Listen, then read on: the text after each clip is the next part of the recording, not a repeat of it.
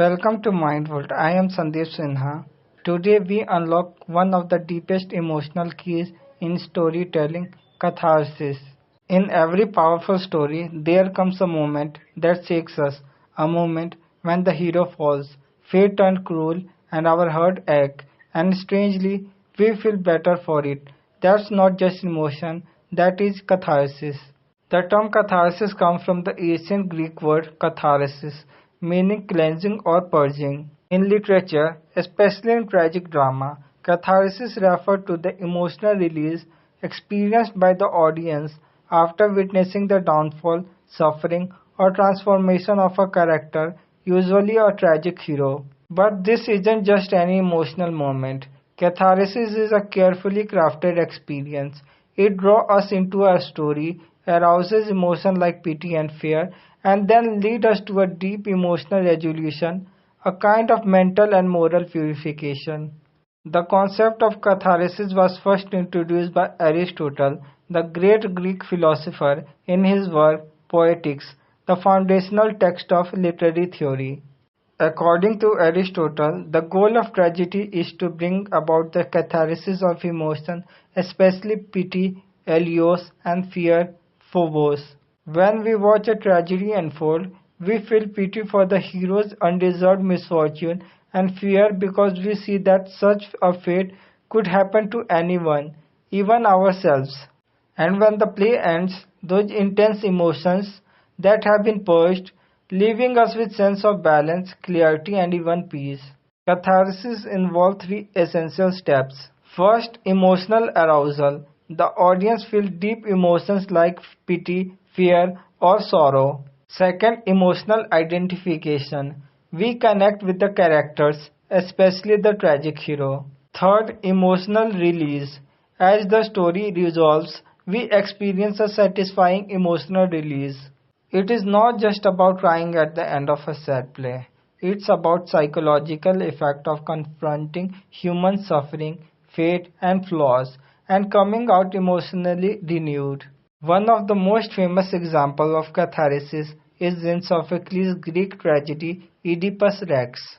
Oedipus, the king of Thebes, unknowingly kills his father and marries his mother. When the truth is revealed, he is devastated. He blinds himself and goes into exile.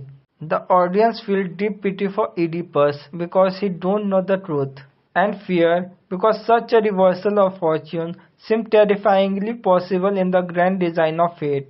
But by the end of the play, those emotions are released. We feel cleansed, humbled, and reflective about destiny, choices, and human limitations. In the Renaissance period, William Shakespeare masterfully employed catharsis in his tragedies. Let's look at two major examples. In Hamlet, the young prince is paralyzed by doubt, torn between morality and revenge. As we follow his inner conflict and descend into despair, we feel the weight of his emotional turmoil. When Hamlet finally acts and the stage is littered with death, we are left stunned. Yet we experience catharsis. Our sympathy for Hamlet's suffering and fear of his fate is purged through the emotional climax and tragic resolution. In Macbeth, the protagonist is corrupted by ambition and lead to commit heinous crimes. We watch as guilt, fear, and paranoia consume him, and Lady Macbeth.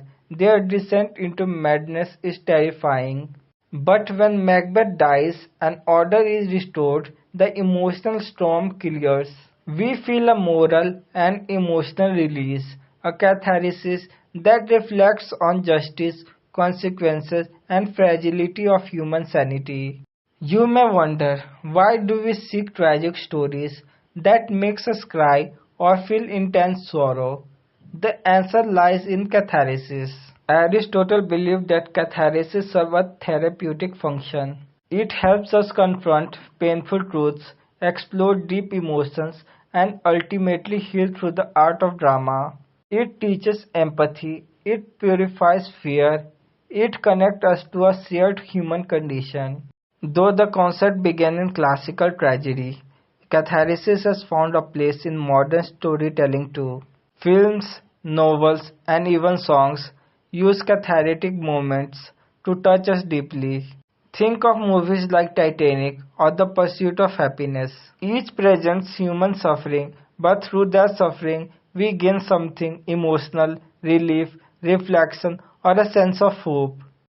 Catharsis isn't just a literary device, it's a psychological phenomena. In psychology, catharsis refers to the release of repressed emotion, often achieved through therapy, crying, or creative expressions. When we watch a movie and cry, or write about something painful and feel lighter, that's catharsis too. Literature simply gives us a safe space to experience these powerful emotions from a distance. Writers and playwrights use several tools to craft catharsis. These include a tragic hero with a fatal flaw, a reversal of fortune, recognition or self awareness, a powerful emotional climax, and finally, a resolution that restores order or meaning. Together, these elements guide the audience from emotional chaos to cathartic clarity. It is important to distinguish catharsis from other emotional responses.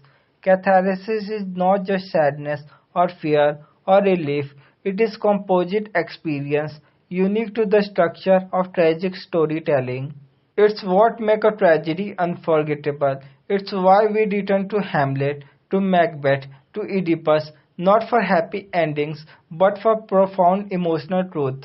Don't forget to like the video and subscribe to Mindful for more deep dive into literature.